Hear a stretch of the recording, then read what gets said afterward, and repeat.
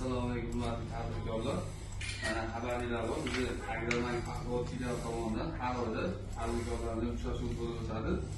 Mana bugun navbatdagi bo'lib o'tyapti. Bugun sizlarga bizni filialda ajratilayotgan kreditlar haqida ma'lumot beramiz.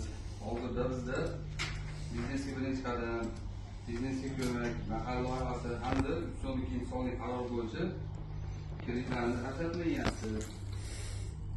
Biznesga birinchi qadam, biznesga ko'mak, mahalla loyihasi kreditlarimiz asosan o'zini band qilgan rasmiy shaxsi yo'q bo'lgan fuqarolarga 3-shaxs kafiligi hamda sug'urta polisi asosida 50 million so'mgacha, ayollarga 23% dan, erkak kishilarga 25% dan berilyapti.